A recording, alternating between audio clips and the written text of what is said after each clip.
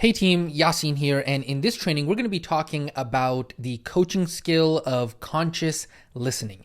And so what we are doing inside of this training is we are continuing our theme of the art of transformation inside of this module by learning the skills to be an amazing coach who can influence and guide others through their own transformation, as well as helping themselves through their own transformation through self-coaching. Okay, so inside of this training, what we are doing is we are going over the very first of those coaching skills, which is conscious listening, right? So we went ahead and talked about the coaching skill stack and the bucket that all of these skills are within. And so inside of this training, we're going to be talking about the very first of those skills, which is conscious listening. So let's go ahead and first talk about the introduction for this training. So one thing I want to go ahead and touch base on is because typically around this point, it is where students start to find difficulty being consistent inside of the RWA training. Okay, so right before we actually talk about the conscious listening skill, I do want to talk to you about the importance of being consistent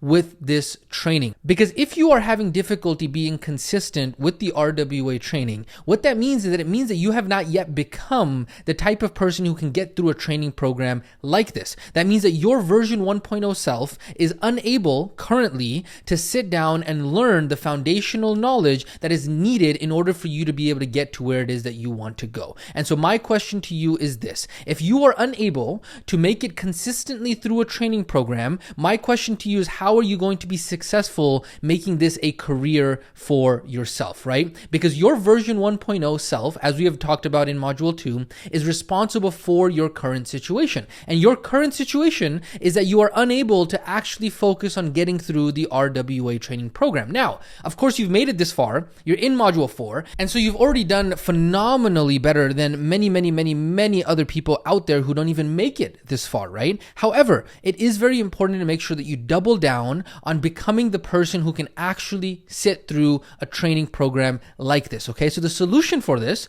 like we've talked about many times before, is to become your version 2.0 self, the character that has the character traits and the beliefs of someone who can be a student and actually focus on going through this training program completely, okay? Because ultimately you have to remember this: those students who wear the failure uniform will not be able to make $10,000 plus per month online because they are unable to even get through the training that is going to teach them how to do it, okay? And so how will those students be successful if they can't even get through the training in order to learn the skills, okay? So I would urge you, become the person who can get through the training, become your version 2.0 self, because ultimately that is your first battle, okay? So with that quick introduction, let's go ahead and talk about conscious listening and the first skill inside of the skill stack of coaching, which is conscious listening. And so let's go ahead and answer, what is conscious listening?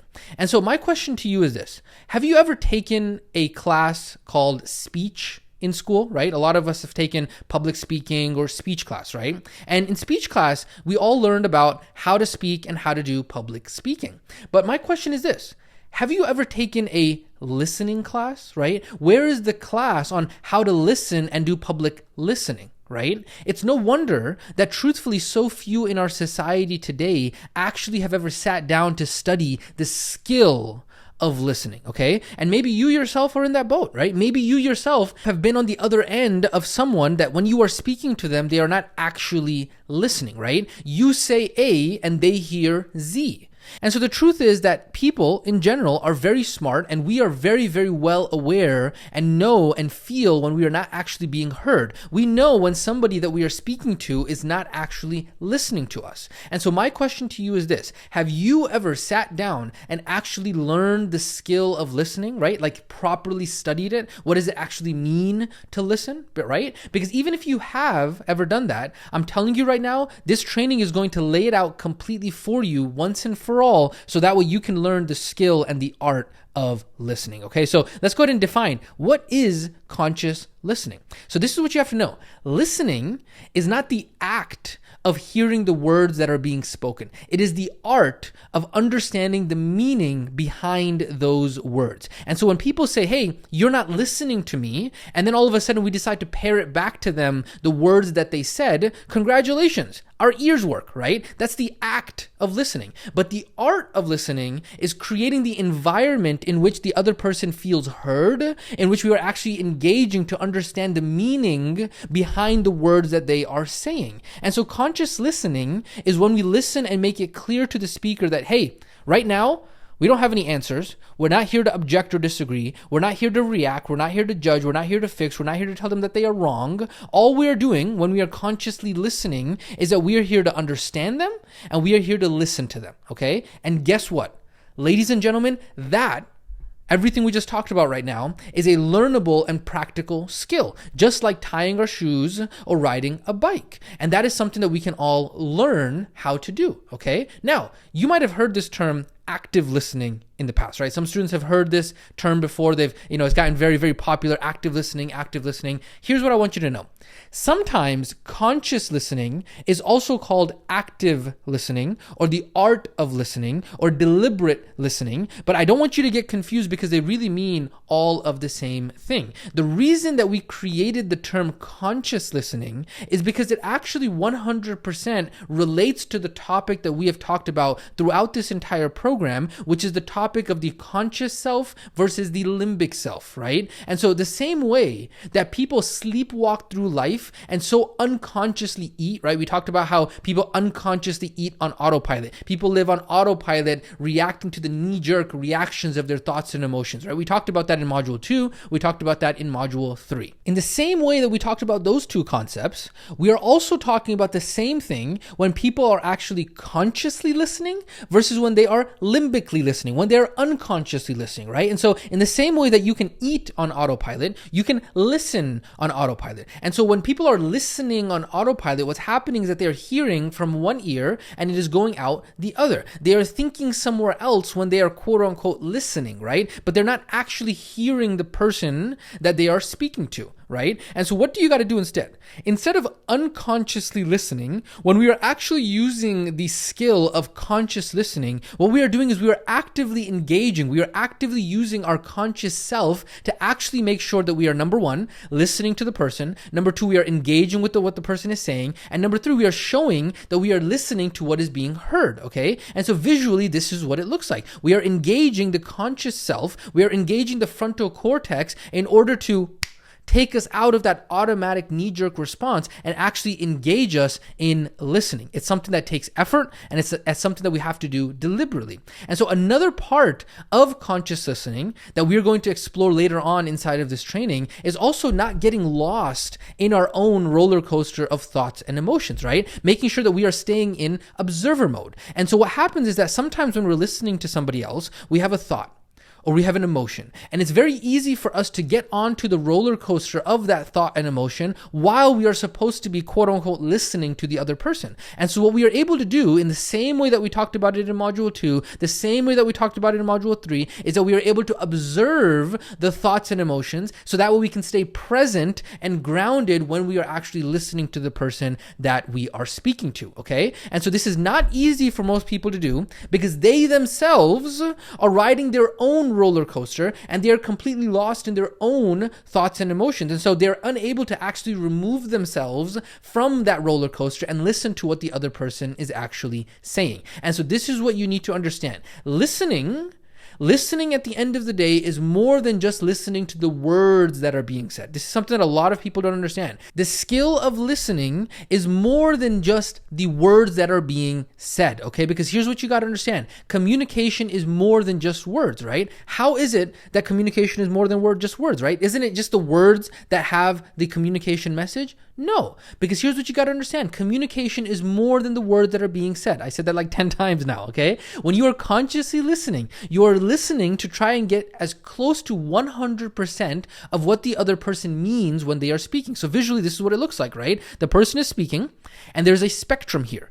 And what they're doing is like when you are actively listening, and when you are consciously listening, you are listening to try and understand the meaning behind those words in order to be able to understand what it is that they are actually saying. How do we do that? Well, we have to first understand that there are three parts to what someone is saying and how it is being communicated. The very first part is the words and the text that are being said. The second part is the tonality and the voice inflections. And the third part is the nonverbal and facial expressions or other nonverbal cues. Okay, so visually, this is what it looks like. We have the communication spectrum that we just talked about, right? We're looking for 100% of that communication. However, that communication spectrum from 0 to 100% is broken up into three categories. And those are the three categories that make up communication. So whenever anybody is trying to say something, whenever anybody is trying to communicate something, okay, it is going to take place within these three buckets. It's going to happen within the words and the text that they say. It's going to happen within the tonality and the voice inflections that they say, and it's going to happen in the non-verbal cues that they prevent. That is the three parts of communication, okay? And so what we're going to go ahead and do right now is we're going to go ahead and play a very quick mini game. What I want you to do is I want you to guess out of the 100% that makes up total communication. I want you to guess when someone is trying to communicate something, what percentage makes up each category. I would urge you not to skip ahead. I would urge you to pause and really think about this for a second. What percentage of communication out of 100 is understood from the words / the text that someone is saying? What percentage out of 100 is understood from the tonality of someone's voice? What percentage out of 100, remember all three of these have to add up to 100, right? So this might be, for example, 33, 33, and 34, for example, right? That would add up to 100. What percentage out of 100 is made up within these three categories? And then the third one on here is nonverbal communication, right? So what percentage of what someone is saying is communicated via their nonverbal cues, their facial expressions, their hand gestures, and all of that kind of stuff, okay? So take a second right now, pause, write down your guess somewhere, write down your answer somewhere of what percentage you think of communication each of these three buckets make up. All right, so you should have your three guesses right now, right? Remember, we're guessing what percentage of communication is inside of these three buckets. And now I'm going to go ahead and reveal to you the answer, right? Are you ready for the answer? Here is the answer, okay? 7%. 7% of what someone is trying to communicate is communicated via the words or the text that they are saying. This is very surprising because a lot of people think, wow, wait a second. I thought the words that someone is saying is actually what they are actually communicating. No, that's only 7% of what they are communicating. Another 38% is encoded within their voice inflection, within their tonality. And then the other part of the entire communication that they are trying to say is within their nonverbal cues, their facial expressions, their hand gestures, and that kind of stuff, okay? And so I promise you can fact check me on this. This is exactly what it looks like. And so what I want you to understand is that is it no wonder that so many people misunderstand each other and don't understand why they end up in so many miscommunications, right? Here's a funny example that I found for you. Here's the text, right? The text says, I am here for you. And then the person says, thanks. I'm going through a lot. It's a lot of tough times for me, so it really means a lot, but I'm sorry I lost all my contacts. Who is this? And then the person says, this is your Uber driver. I'm here to pick you up. And the person says, oh, right? And so is it any wonder why the internet is full of keyboard social justice warriors and why debates on the internet in the comments section are so rarely fruitful? The reason is because text only conveys 7% of what the person is actually saying, okay? And so if this conversation had happened in person, or if this person had more access to what this person was saying, they would have been able to hear the tonality, they would have been able to see the nonverbal cues, the facial expressions, the hand gestures. And so I'm here for you would mean something very different if you say, hey, I'm here for you, versus I'm here for you.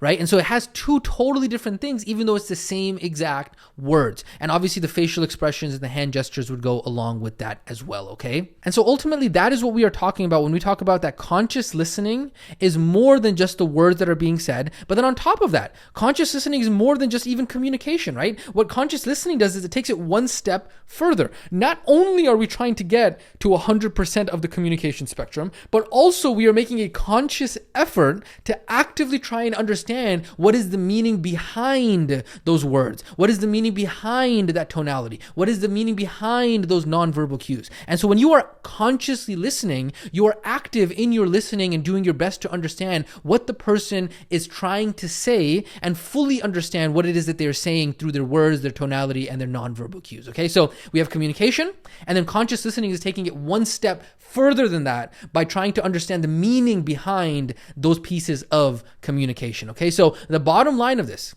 is that conscious listening is the art of fully hearing and comprehending the meaning of what someone else is saying. Listening not to the words, but instead making the speaker feel that they were heard. Okay, and so this is where the art comes in. The art and skill of listening is to hear what the person is saying and then reflect it back to the other person in a way that they know that they have been heard. And so this is not easy, and that's why it is a skill that everyone is always working on, right? Some more than others. Even though I myself am making this training, hey, you can ask my wife.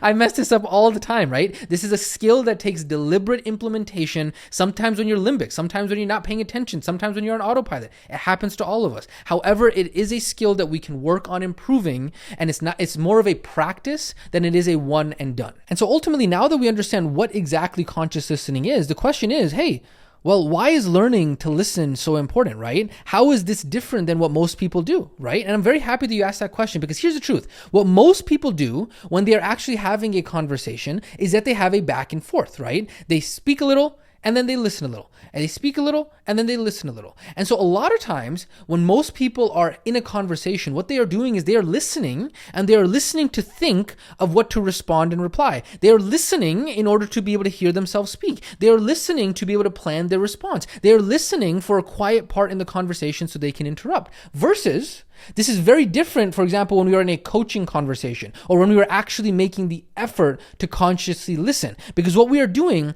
is we are listening not to respond, but we are listening in order to understand, okay? And so that's what we are doing when we are coaching, when we are in that position in which we are, hey, the position that we are in is mainly to be able to do conscious listening. That's what we're doing, is we're listening in order to understand. And so listening to what someone is saying so that way we can respond is very different than listening to what someone is saying so that way we can understand, okay? And so what you got to understand about this is that conscious listening has a very, very, very big impact on trust. Because when you actually listen to understand and you make the other person feel heard, what happens is that they will trust you. When you understand the skill of listening properly, it is literally a trust building activity, because people want to be heard, they want to be understood. It does not matter if it's in business, in relationships, in coaching, in national politics, in global politics, or war. Listening is always the first and key step to developing trust, right? William Ury, he wrote an awesome book on communication called Getting to Yes and Negotiation. He said, we have talk shows, but we don't have listen shows. We have peace talks, but we really need is peace listens. Because if you look at when people talk, they pretty much always begin by demanding what they want. They begin by talking, but they never start by saying, hey, tell me why you came here, right? They never start by actually listening. And so here's what most people get hung up on, and what most people really need to understand is that when you listen, it does not mean that you have to agree with what the person that you are listening to is saying. However, when you are consciously listening, it does mean that the other person has to feel heard in order for us to be successful with conscious listening. Do you understand the difference there? This is very, very, very important, okay? Even though we might not agree with what the person is saying, if we are actually consciously listening, the other person should feel heard, and it means that they feel that we are actually hearing them, okay? This is very, very, very important, okay? But now, here's the thing. Some students might say, hey, yeah, this is all great and all, but I don't think it's something that I really need to learn. And so my question to you is, oh, really? Right? When was the last time that you actually sat down and took a training on how to listen, right? Because this is a major, major problem in our school system and society today. Because being a good listener is one of the most enchanted life skills that anyone can have, and yet so few people know how to actually do it. This is not because we are evil and selfish and because we don't want to listen to people. It's simply because of the fact that no one has ever taught us how to listen. And truthfully, if we're actually being honest, it's very rare that someone has actually ever listened to us as well, right? And so it's a skill that we never actually learned in order to listen, okay? And so we learn how to speak whenever we're in school, but we never actually learn how to listen. And because we never actually learned the skill of how to listen, what happens is that so many of us come to life, we're ready to speak, but we're not always ready to listen, right? We're hungry to meet others, but we're very reluctant to actually hear them. And so the question is this: when was the last time that you sat with anyone with the goal is, hey, you know what? I just want to understand. I just want to hear. I just want to listen, right? It's very, very rare, unfortunately, something that society and something that school has never really taught us. And so that's why it's so important for us to actually learn as RWPs. And speaking of that, let's go ahead and talk about that very briefly. Why listening is so important for us as RWPs? Because here's the thing. The outcome that we are aiming for in remote wellness is for our student to feel heard and understood. Remember, your job as a remote wellness practitioner is not to give information. You can already find that on Wikipedia, on YouTube, on Google, right? Your knowledge is not unique or special. Your role as a remote wellness practitioner is to use the knowledge in order to empower your student to think and engage. And in order to do that, you need to be able to be ready to be quiet and to listen. And so conscious listening allows you to truly hear what your student is experiencing, which is therefore giving you access into understanding how you can help them attain deeper levels of transformation. Because the more your student feels that you understand them, the more they are going to value you as their coach. And because today, in society, people are so rarely understood. Nobody's actually listening to everybody else, right? You can even talk to people's husbands and wives, and they'll be like, hey, my husband hasn't listened to me in so long. My wife hasn't listened to me in so long, right? And so all of a sudden, when there is somebody in their life that is actually hearing them, that is actually understanding them, it is so, so valuable. And so when you as an RWP actually listen to your student, they will value you so much. Because students will say things like, man, you really get me. I really feel understood by you, right? And when in reality, you didn't do anything special. All you did was really use the skill of conscious listening that you are learning inside of this training. Pretty cool, huh? And so after all of that, you say, okay, awesome. Now that I understand what conscious listening is and why it's important, how do I actually do conscious listening, right? How do good listeners actually listen? Let's get into the how already. Well, ladies and gentlemen, let's go ahead and do it. And so what happens is that when we are in the company of people who actually listen well, many times, and you might be able to attest to this, we feel a very deep pleasure, right? We feel comfort. We feel very nice. We feel comfortable around them. But how often do we actually sit down and think, how did that person actually make me feel nice and comforted by listening to me, right? We don't actually realize what that person was doing. However, by paying strategic attention, we can actually learn this skill ourselves of how to be a good listener. And the cool thing is that when we learn it ourselves, we can actually offer this gift to other people who will then also notice, wow, this person's a very good listener. And then they're able to return the favor back to us, okay? So let's go ahead and talk about exactly how good listeners listen. Now, a real quick note that I want to go ahead and point out here is that even though right now we are focusing on conscious listening, the truth is that conscious listening is actually part of a process and is tied to 3 other skills that make up the conscious listening process. And so there are going to be the 3 other skills that we talk about right after this training. So the conscious listening process is made up of obviously this skill that we're talking about, conscious listening, but then it's also made up of curious exploration, which is the skill that's right after this, and then it's also made up of paraphrasing and verbal mirroring, okay, and then it's also made up of matching. And so all 4 of these skills are what we are learning inside of this module when it comes to conscious listening. They're all tied together, and you're going to learn more about them throughout this module. I just want you to have in the back of your head that we're actually tying all of these together, okay? So for now, what we're going to do is we're going to focus on what good listeners do when they are actually listening, okay? And so even though there are a lot of things that good listeners do that makes it so nice to actually spend time with them, we're going to boil all of those things down to just 5 things, okay? So 5 things that good listeners do that we can start to implement in order for us to be good listeners in our life in general, but especially as RWPs and as coaches, and that way we can go ahead and practice this in our skill session. So what are those 5 things? Number 1, shut up. Number 2, witness as an observer. Number 3, engage as a listener. And number 4, create a safe space. And number 5, embrace silence. So let's go ahead and talk about each of these 5 very briefly. So how good listeners listen. Number 1, shutting up, okay? This is almost self-explanatory, but I cannot tell you how many people literally have difficulty doing this. They will ask the student a question. I cannot tell you how many times I've heard this inside of recordings of RWPs. They will ask the student a question and then not even stop in order for the person to answer it, and they will just continue to talk. But the first thing that good listeners do is that they shut the hell up.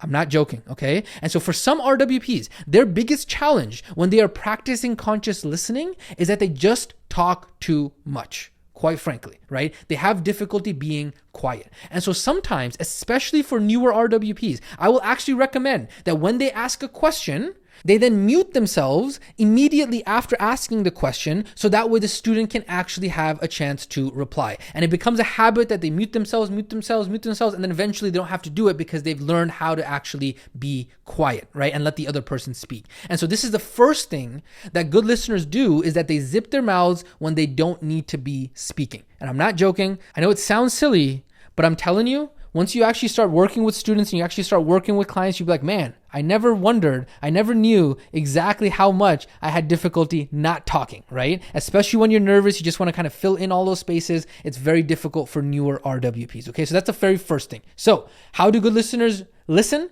Number one, they shut up. Number two, witness as an observer. This is a cool one. Number two, how good listeners listen. Number two, they witness as an observer. Good listeners don't have an agenda when they are listening. They observe and they witness as unbiased bystanders. Okay, what do? They witness and observe as unbiased bystanders. They are listening not to try and change the person. They are listening not to try and give advice. They are listening not to try and share an opinion or to share a story. They are listening just to listen. They witness as an observer and they are just observing. That's it. And so do you remember we talked about the importance of being in observer mode, right? And so this same concept applies to being a good listener when we are just trying to observe someone speak, right? And so what a good listener does is that they actually balance between being too far away from the speaker and being too close to the speaker. Now, I'm not talking about in proximity. I'm not talking about being like 12 inches from them or being 10 feet from them and not being able to hear them. That's not what I'm talking about. I'm talking about psychologically. This is like a psychological thing that you're doing, right? You can kind of imagine like when you are really sucked in to what somebody is saying, right? It's almost like you are riding their roller coaster of thoughts and emotions with them, right? That's what I hear. Too close. When someone is too close and too sucked into what somebody is saying, they end up actually riding the roller coaster of thoughts and emotions with the actual person they are listening to. On the other end of the spectrum, when the person is too far psychologically, right? Remember, this is not proximity wise. I'm talking about psychologically. Psychologically, when you are too far from the person that you are speaking to, you actually end up in your own roller coaster of thoughts and emotions, and the speaker is on their own roller coaster of thoughts and emotions. There's two roller coasters of thoughts and emotions that are going on. You're lost in thought, and then the person is lost in what they're saying. And so all of a sudden, you guys are definitely not getting an idea of what it is that you guys are talking about, right? But what a good listener does is that a good listener is very centered.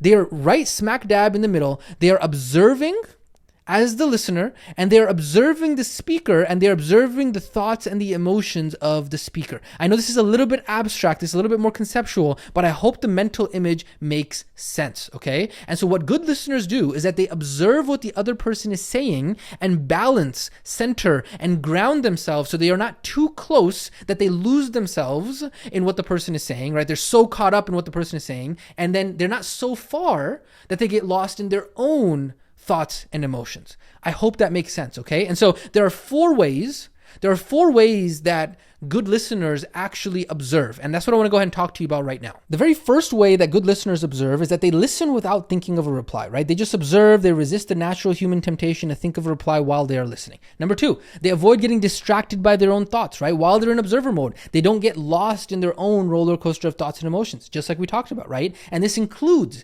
getting lost in thoughts that judge or criticize. It's normal to have these thoughts when you're listening to somebody, but a good listener makes sure that they are observing and they're not getting lost in judging and criticizing inside of their own mind and not actually paying attention to what the person is saying. Number three is that they avoid getting sucked in, right? This is what I was talking about. Good listeners are not only aware of not riding their own roller coaster of thoughts and emotions, but they are also aware of not getting sucked into and riding the roller coaster with the other person that they are listening to, right? They listen, but they don't allow their mind to get pulled along.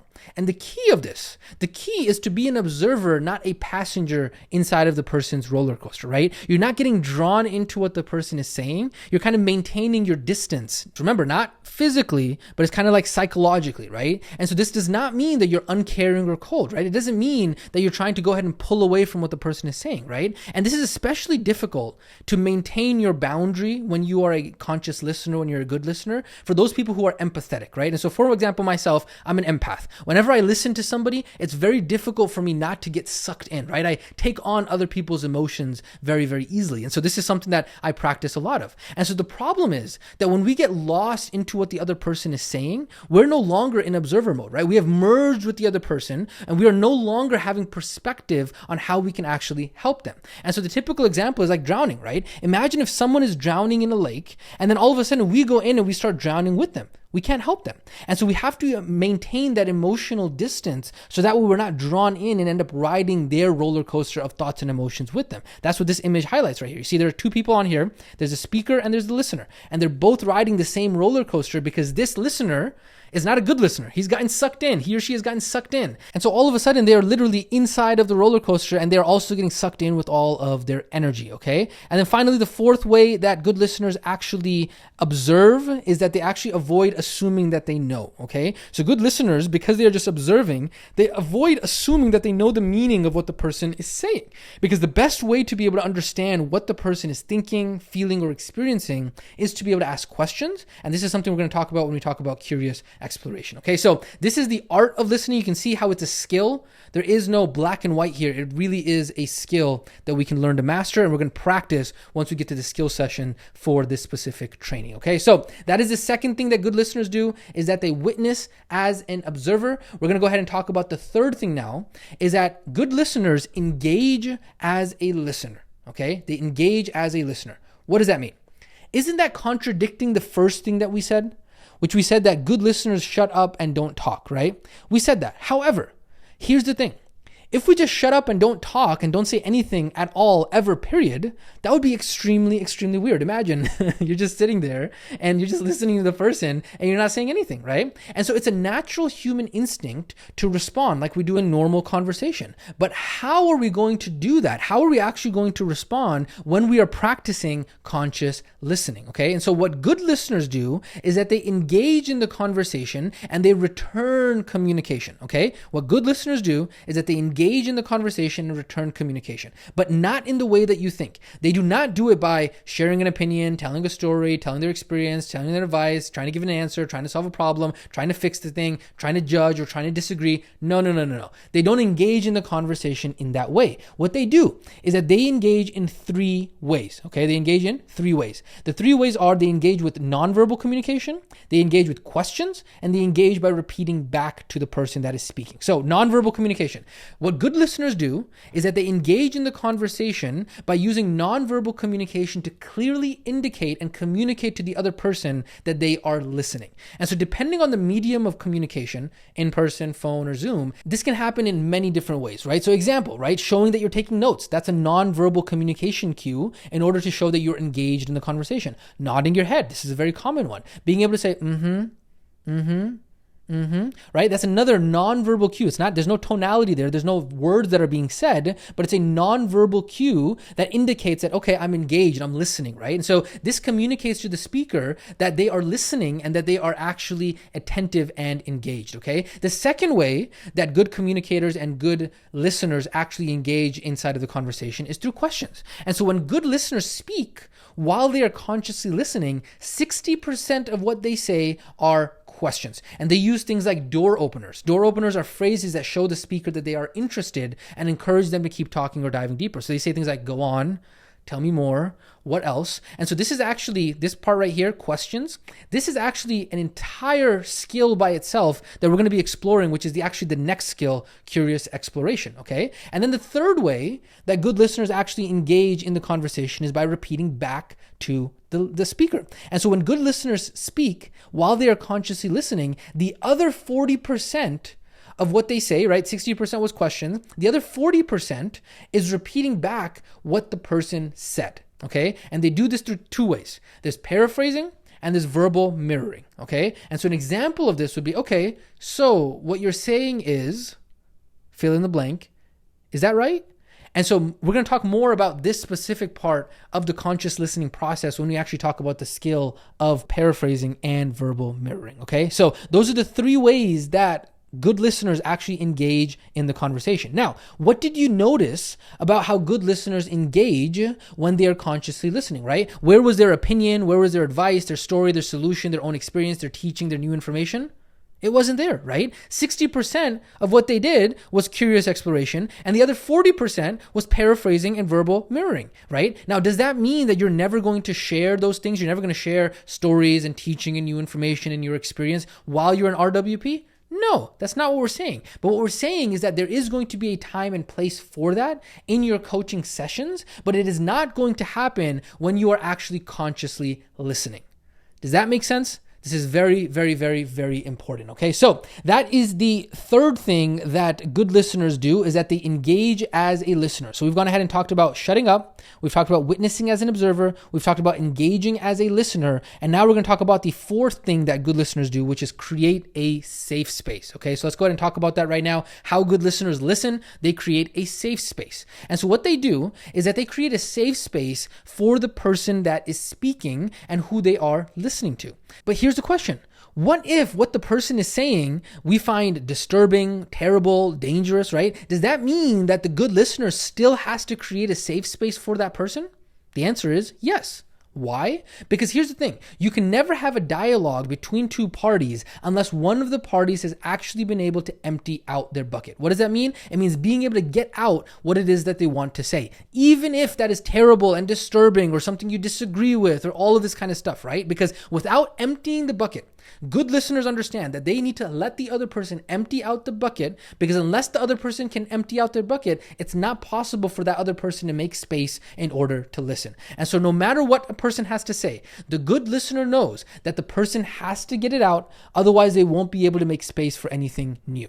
And so this is why the good listener always creates the safe space for the speaker, even if the good listener disagrees with what the speaker is saying, okay? Very, very, very important. And so the good listener knows themselves enough that they know that themselves, they have enough deep down, very frightening and surprising and things that they even disagree with themselves. And so because they understand that, they understand they are not quick to judge somebody else's words. And so the good listener works to create a safe space for the speaker so they can be comfortable speaking their mind.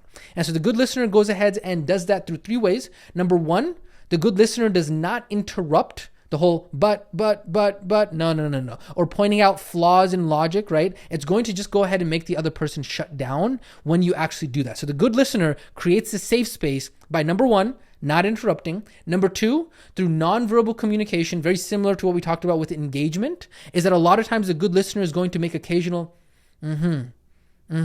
right? They're making sounds of positive nonverbal communication in order to strategically show, hey, I'm with you, but at the same time, not intruding on what the person is trying to say. And then the third way that a good listener creates that safe space is the reassurance of no judgment. Because good listeners know that it's not always easy to speak your mind and be honest. And so what the good listener does is that they signal to us clearly and early that they accept our insecurities and reassurance that whatever it is that we're going to share with them, that we are not going to shred our dignity in front of them. Good listeners let us know that, hey, you don't have to worry about judgment. I'm here for you. I just want you to be able to speak your mind, right? And so a good listener lets us know that, hey, even if I disagree with you on a point, it doesn't paint my image of you as a person. And so good listeners understand that, hey, even sometimes a good person might have their thoughts messed up and they might need help untangling. And so they don't mix those two things up. They don't mix up, hey, being a good person versus having your thoughts messed up, right? And so they don't confuse those two things, and they reassure the person that they are listening to, hey,